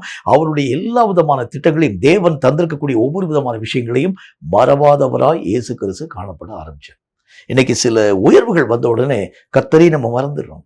கர்த்தர் தந்திருக்கக்கூடிய அழைப்பை நம்ம மறந்துடும். எதுக்காக நான் அழைக்கப்பட்டிருக்கிறேன் அதை எனக்கு தெரியாம போயிருது. எதுக்காக இந்த ஊழியத்துக்குள்ளாக வந்தேன் அது எனக்கு தெரியாம போயிருது. ஏதோ ஒரு நிலையின் ஊடாக நான் கடந்து போகிறேன், ஏதோ ஒரு ஓட்டத்தின் ஊடாக கடந்து போகிறேன் தவிர தேவனுடைய திட்டத்திற்கும் என்னுடைய ஊழியத்திற்கும் சம்பந்தமே இல்லாத நிறைய இடங்களை உங்களாலும் என்னாலும் பார்க்க முடியும். இதெல்லாம் எங்கிருந்து வருகிறது என்றால், தேவனையும் தேவனுடைய திட்டங்களையும் நீங்களும் நானும் மறக்க ஆரம்பிக்கும் பொழுதுதான் நம் இஷ்டப்படியே கிரியைகளை செய்யும் ஒரு மக்களாக விளங்க ஆரம்பிக்கிறதை பார்க்க முடியும். அந்த நாட்களில் கர்த்தராகிய தேவனை மறவாமல் இருக்கக்கூடிய வரைக்கும் இஸ்ரவேல் மக்கள் கர்த்தரையே சேவிக்க ஆரம்பிச்சாங்க. கர்த்தராகிய தேவனுடைய அந்த செயல்பாடுகளை உங்களுடைய கண்கள் நேருக்கு நேராக கண்ட மாத்திரத்தில் மேக ஸ்தம்பத்தை பார்த்தாங்க, அக்னி ஸ்தம்பத்தை பார்த்தாங்க. கர்த்தராகிய தேவனுக்கு பயப்படக்கூடிய ஒரு மக்களாய் விளங்க ஆரம்பிச்சாங்க. என்றைக்கு தேவனாகிய கர்த்தரை அவர்கள் மறக்க ஆரம்பித்தார்களோ அன்று அவர்கள் கண்ட எல்லா விஷயத்தையும் வழிபட ஆரம்பிக்கிறத பார்க்க முடியும். தேவன் எதெல்லாம் செய்யக்கூடாதுன்னு சொன்னா அதெல்லாம் அந்த ஜனங்கள் துணிவா செய்ய ஆரம்பிச்சாங்க. காரணம் என்ன? தேவனையும் அவருடைய திட்டங்களையும் ஒருவன் மறக்கிறது உண்டானால் தன் இஷ்டப்படியே நடந்து போக ஆரம்பிச்சிடலாம். தேவனை மறக்கக்கூடியவனுக்கு தான் இந்த மாதிரி பொறாமைகளும் எரிச்சல்களும் கோபங்களும் மூட ஆரம்பிக்கிறதை பார்க்க முடியும். வசனத்தில் ஆண்டவராகிய தேவனுடைய வசனத்தில் பார்க்கிறோம். இப்போ அவங்க என்ன செய்யறாங்க அப்படின்னா மோசேயின் மேலும் கர்த்தராகிய தேவனால் நியமிக்கப்பட்டிருக்கக்கூடிய ஆரோனின் மேலும் அவர்கள் பொறாமை கொள்றாங்க. இதுவரைக்கும் இவர்களுடைய நடத்துதல்களுக்கு உட்படுத்தப்பட்டு நடந்து வந்த ஜனங்கள். இவங்க என்னென்ன சொன்னாங்களோ கர்த்தராகிய தேவன் இப்ப எங்களுக்கு இந்த ஒரு வெளிப்பாடுகள் யாவற்றையும் தந்தார். உடனே ஐயா அப்படியே ஐயா சோத்திரம் சொல்லி கேட்ட அந்த ஜனங்கள் இப்போ மோசைக்கு விரோதமாகவும் ஆரோனுக்கு விரோதமாகவும் முறுமுறுத்து பொறாமை கொள்றாங்க. அதுக்கு காரணம் என்ன? இவர்களுடைய வாழ்க்கையிலே வந்திருக்கக்கூடிய தேவனை மறக்கக்கூடிய நிலைகள் எப்பொழுது வந்ததோ தேவனுடைய நியமங்களுக்கும் அவர்கள் எதிர்த்து நிற்கும் ஒரு மக்களாய் விளங்கினாங்க. அப்ப அவங்க பேசுறாங்க, ஆண்டவராகிய தேவன் உங்கள்கிட்ட தான் பேசுவாரா, எங்கிட்டெல்லாம் பேச மாட்டாருன்னு சொல்லி இந்த மாதிரி எதிர்கேள்வி கேட்கறதுக்கு என்ன காரணம் என்றால் தேவனையும் அவருடைய நியமங்களையும் மறக்க ஆரம்பிச்சிட்டாங்க. இன்னைக்கு நிறைய விஷயங்களை நீங்களும் நானும் கேள்வி கேட்கிறோம் கர்த்தரை பார்த்து. நீங்களும் நானும் அநேக விதமான மக்களுடைய காரியங்களுக்கு அடங்காத ஒரு வாழ்க்கை வாழ எங்களுக்கு தெரியாதா? எங்களுக்கு வழி தெரியாதா? எங்களுக்கு மார்க்கம் தெரியாதா? கர்த்தராகிய தேவனுடைய நியமத்தின்படி இந்த சபைக்கு நான் அடங்கின ஒரு வாழ்க்கை தான் நான் வாழணுமா? இந்த சபையினுடைய மேய்ப்பன் சொல்லக்கூடிய வார்த்தைக்கு நான் மீறி நடக்கக்கூடாதா? இப்படி பலவிதமான கேள்விகள் வருவதற்கு காரணம் என்னென்று சொன்னால் தேவனை மறக்கும் போது தேவனுடைய நியமங்களையும் திட்டங்களையும் நீங்களும் நானும் மறக்க துவங்க ஆரம்பிச்சிடும். அதனாலதான் இன்றைக்கு திருச்சபையில கர்த்தருடைய வார்த்தைகள் சொல்லப்பட ஆரம்பித்தாலும் அவைகளை ஜனங்களுடைய மனம் ஏற்கக்கூடியதாய் காணப்படுகிறது இல்லை. அவைகளுக்கு விரோதமாய் தைரியமாய் எழும்பி பேச ஆரம்பிக்கிறாங்க, துணிகரமாய் பேச ஆரம்பிக்கிறாங்க. சபை போதகர்கள் பயந்து நடுங்கி கர்த்தருடைய வார்த்தையை சொல்லக்கூடிய அளவிற்காக, எங்கேயாச்சும் ஒரு இடத்துல தப்பு கண்டுபிடிச்சு நமக்கு விரோதமான ஒரு வார்த்தையை பேசுவாங்கன்னு சொல்லி நடுங்கக்கூடிய அளவிற்காக. காரணம் என்னென்று சொன்னால் தேவனை ஒருவன் மறக்கிறது உண்டானால் எல்லா விஷயத்தின் மேலும் கோபப்படுவான், எல்லா விஷயத்தின் மேலும் பொறாமைப்பட ஆரம்பிப்பான். ஏன்னா மாம்சம் உள்ள வந்துடும். ஆகவேதான் கர்த்தராகிய தேவனுடைய வேதம் சொல்லக்கூடிய வார்த்தையின்படி தேவனுடைய நியமங்களை அங்கீகரிக்காமல் போக ஆரம்பிக்கிறது உண்டானால், தேவனுடைய நியமங்களை குறித்தே நீங்கள் பொறாமை கொள்ள ஆரம்பிக்கிறது உண்டானால், கர்த்தருடைய வேதம் சொல்கிறது நீங்களும் நானும் தேவனை மறந்து ரொம்ப நாள் ஆச்சுன்னு சொல்லி கர்த்தராகிய தேவன் நமக்கு சொல்கின்றார். இப்ப நம்முடைய வாழ்க்கையை கொஞ்சம் பாருங்களேன். கர்த்தர் ஒரு விஷயத்தை ஆண்டவராகிய தேவன் ஒரு நியமமாக தந்திருக்கிறது உண்டானால் அதை என்னால் ஏற்க முடியாம போகுதான்னு பாருங்க. சில விஷயங்கள்ல இப்படித்தான் நீங்க வாழ்க்கை வாழ வேண்டும், உங்களுக்கு அடங்கின ஒரு வாழ்க்கை தான் வாழணும்னு சொல்லக்கூடிய நேரத்துல அவைகளை மீறி நடக்கக்கூடிய ஒரு மக்களாக நாம் விளங்க ஆரம்பிக்கிறோமான்னு பாருங்க. இந்த ஒரு நிலை நம்முடைய வாழ்க்கையில வந்துச்சுனாலே ஈஸியாக நம்ம கண்டுபிடிச்சிடலாம்.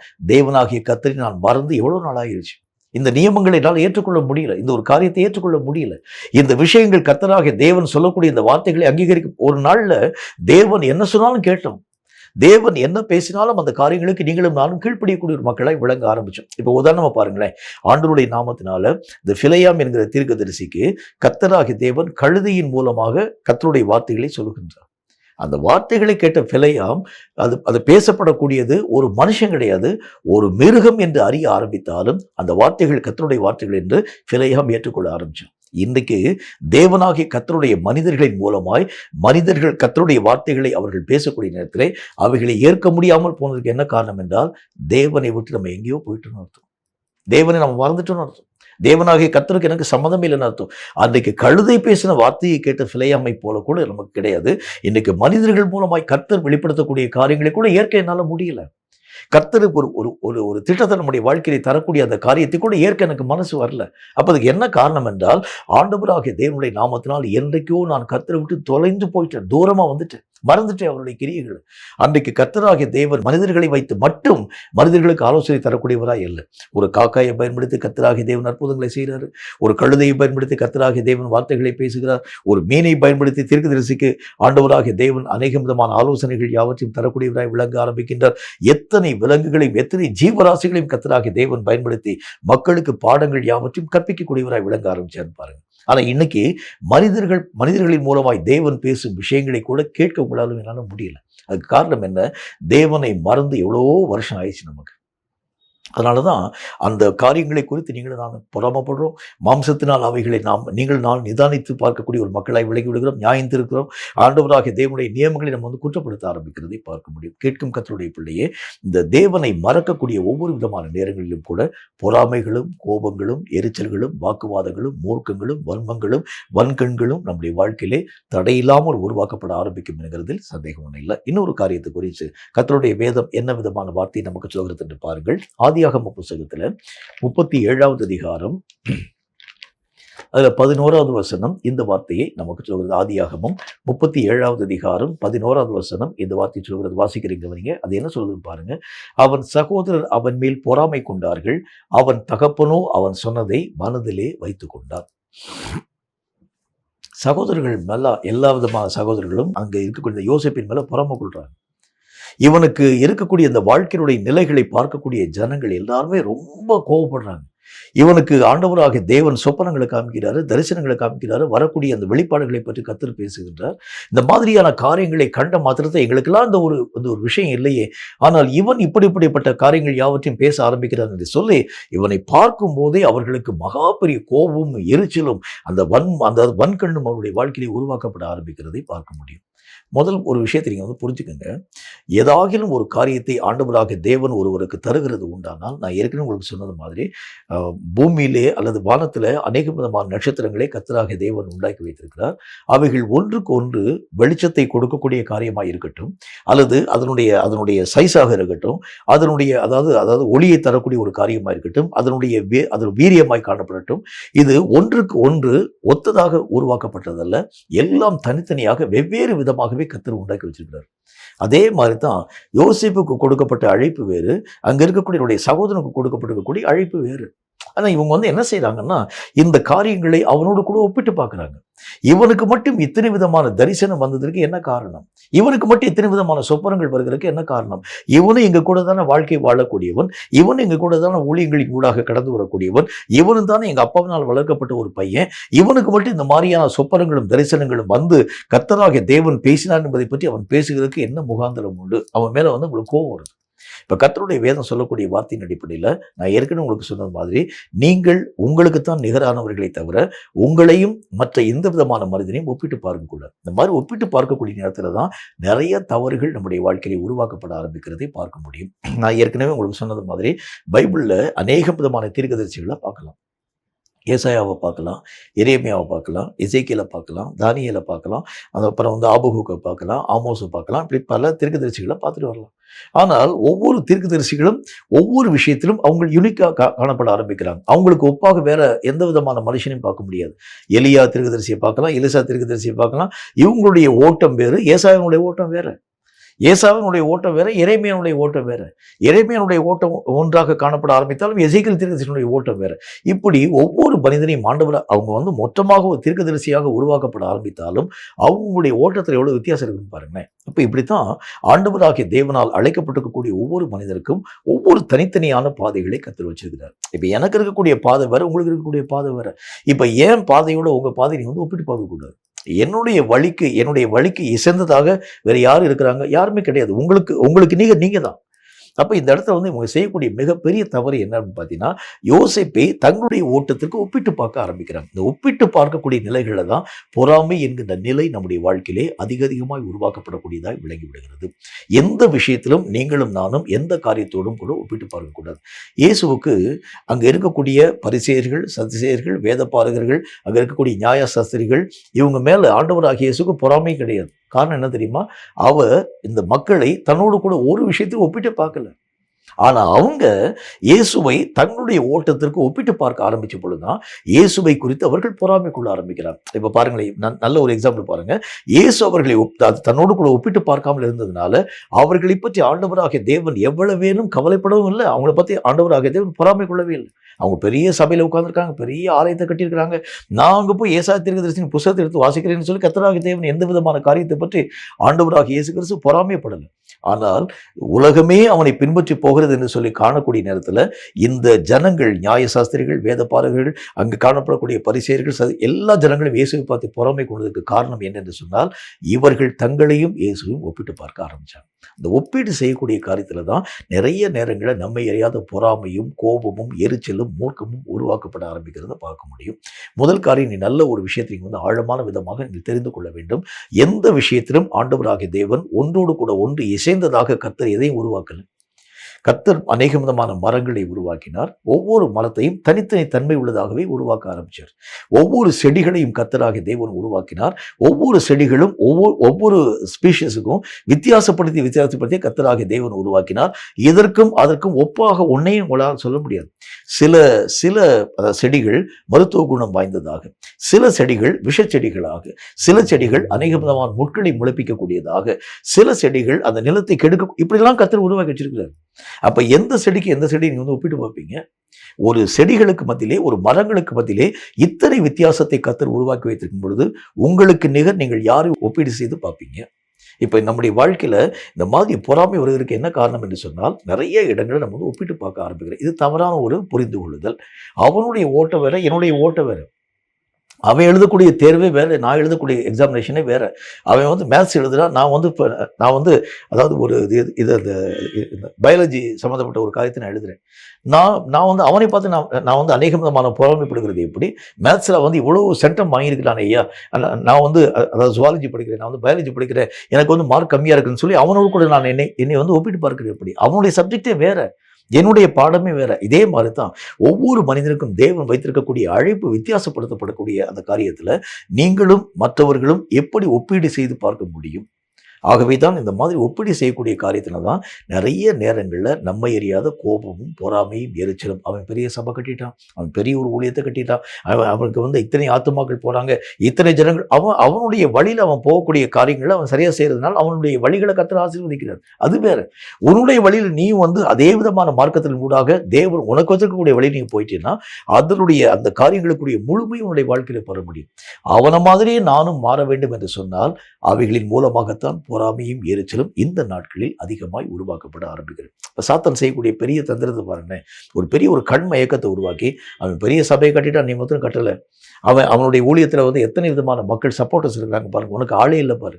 அவனுடைய ஊழியம் இவ்வளவு தூரம் வளரக்கூடியதாய் காணப்படுகிறது. அப்போ கர்த்தர் எவ்வளவு தூரம் அவனுக்கு மாத்திரம் நேசிக்கிறார் பாரு.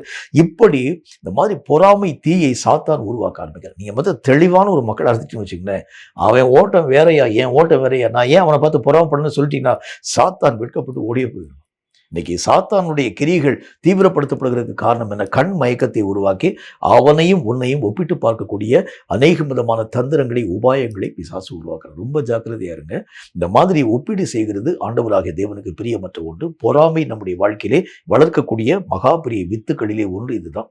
இந்த கிரியைகளை விட்டு நாம் விலக ஆரம்பிக்கிறது உண்டானால், இந்த காயீனும் ஆபேலும் தங்களுடைய வாழ்க்கையிலே நிலைவரமான ஒரு வாழ்க்கை வாழக்கூடிய ஒரு மக்கள், என்றாலும் கூட காயீன் நிலையற்றவனாய் அலைந்து போறதுக்கு என்ன காரணம் என்றால், ஒப்பிட்டு பார்த்து தன்னுடைய நிலைகளை காயீன் என்கின்ற மனுஷன் ஆபேலோடு கூட ஒப்பிட்டு பார்க்க ஆரம்பித்த பொழுதுதான் ஆபேலின் மேல் தன்னை அறியாத பொறாமை கொண்ட கூடியவனாய், ஆபேலை கொலை செய்யக்கூடியவனாய் விளங்க ஆரம்பிக்கிறதை பார்க்க முடியும். நம்முடைய வாழ்க்கையில கூட ஒப்பிட்டு பார்க்கக்கூடிய நிலைகளை முற்றிலும் அகற்றி போட வேண்டியது அவசியம். இது கடைசி கால ஓட்டம். இந்த ஓட்டத்தில் என்னுடைய செய்கைகளிலே காணப்படக்கூடிய ஒரு விளைச்சலினுடைய ஒரு பலனை கூட நான் இழந்து போயிடக்கூடாது. முழு பலனை நான் பெற வேண்டும் என்று சொன்னால் பொறாமை என்கின்ற எல்லா நிலைகளும் என்னுடைய வாழ்க்கையினுடைய எல்லைகளை தாண்டி முற்றிலும் கடந்து போக வேண்டியது அவசியம். இப்படி நான் வாழ்க்கையை வாழ ஆரம்பிச்சா தான் தேவனுடைய திட்டத்தின்படி சரியாக இயங்க என்னால் முடியும். தேவனுடைய விருப்பத்திற்கு ஏற்ற ஓட்டத்தை ஓட என்னால் முடியும். மற்றபடி தேவனுடைய திட்டத்திற்கும் என்னுடைய வழிக்கும் சம்மந்தமே இல்லாத ஒரு வாழ்க்கை வாழக்கூடியவனாய் விளங்க ஆரம்பித்து விடுவேன். கர்த்தருடைய நாமத்தினாலே இந்த கடைசி கால ஓட்டத்திலே மிகுதியான பலன்களை பெறும்படிக்காக ஓடக்கூடிய அளவிற்காக நீங்களும் நாளும் துரிதப்பட ஆரம்பிக்கிறது உண்டானால் நிச்சயமான பலன்களை தடையில்லாமல் பெற்றுக்கொள்ள நம்மால் முடியும் என்கிறது சந்தேகம் ஒன்றுமில்லை. தலைகளை தாழ்த்தி கண்களை மூடி கர்த்தரை நோக்கி நாம் ஜெபம் செய்வோம். சர்வ வல்லமுள்ள ஆண்டவராகிய கர்த்தாவே, பொறாமை என்கின்ற காரியத்தை நிமித்தம் பலன்களை இழக்கக்கூடிய நிலைகளை நாங்கள் கற்றுக்கொள்ள ஆரம்பித்தோம். பொறாமை எதனால் வருகிறது என்பதை பற்றி நாங்கள் தெளிவான விதத்தில் கற்றுக்கொள்ள ஆரம்பித்தோம். கர்த்தாவே, ஒளியற்ற அநேக விதமான இருள் நிறைந்த காரியங்களினாலே பொறாமை வருகிறதாக, அன்பற்ற நிலைகளினாலே பொறாமை வருகிறதுனாக, கர்த்தாவே, மாம்சத்தினுடைய இச்சைகள் இன்னும் எங்களுடைய வாழ்க்கையை விட்டு கடந்து போகாது இருக்கிறதுனாலே பொறாமை உருவாக்கப்படுகிறதாக, கர்த்தராகிய தேவனையும் அவருடைய திட்டங்களை மறக்க ஆரம்பிக்கிறதுனாலே பொறாமை வருகிறதாக, மற்றவர்களோடு கூட எங்களை ஒப்பிட்டு பார்க்கிறதுனாலே பொறாமை உருவாக்கப்படுகிறதாக கர்த்தருடைய வார்த்தைகளின் மூலம் நாங்கள் கற்றுக்கொள்ள ஆரம்பித்தோம். கர்த்தாவே, எங்கள் நிலைகளில் நாங்கள் சரியாக ஓடவும், எங்களுக்கு கொடுக்கப்பட்டிருக்கக்கூடிய அழைப்பில் நாங்கள் திருப்தி அடைந்து மற்றவர்களோடு கூட எங்களை எவ்விதத்திலும் ஒப்பிட்டு பார்க்காமல் எங்களுடைய ஓட்டத்தை சரியாக நாங்கள் புரிந்து கொண்டு அவைகளின்படி ஓடி உடைய சித்தத்தை நிறைவாக்கவும் இந்த வார்த்தைகளை கேட்ட ஒவ்வொரு பிள்ளைகளுக்கும் நீர் கிருபைகளை தாரும். கொடுக்கப்பட்டிருக்கக்கூடிய வாழ்க்கை ஒரு வாழ்க்கை, அதில் மிகுதியான பலன்களை ஒவ்வொருவரும் தந்து பரலோக ராஜ்யத்திலே மகிழ்வடையக்கூடிய ஒரு மக்களாக விளங்க கர்த்தர் இந்த வார்த்தைகளை கேட்கும் ஒவ்வொரு பிள்ளைகளுக்கும் அனுகூலமான வாழ்க்கைகளை தந்து ஆசீர்வதிக்க வேண்டும் என்று இயேசு கிறிஸ்துவின் நாமத்தினால் வேண்டிக் கொள்கிறோம் எங்கள் பரிசுத்தமுள்ள நல்ல பிதாவே. ஆமேன், ஆமேன். இந்த வார்த்தைகளை கேட்ட உங்கள் ஒவ்வொருவரையும் கர்த்தர் அளவில்லாமல் ஆசீர்வதிப்பாராக. பொறாமையற்ற ஒரு மக்களாக நீங்கள் மாற்றப்படுகிறது உண்டானால் தேவனுடைய விருப்பத்திற்கு இணங்க உங்களுடைய ஓட்டம் மிகுதியான பலன்களை தரும் ஓட்டமாக, பரலோக ராஜ்யத்திலே மிகுந்த சந்தோஷத்தையும் களிப்பையும் அனுபவிக்கக்கூடிய ஒரு மக்களாக நீங்கள் விளங்க முடியும் என்கிறதில் சந்தேகம் ஒன்றுமில்லை. கர்த்தர் உங்களை அளவில்லாமல் ஆசீர்வதிப்பாராக. ஆமேன்.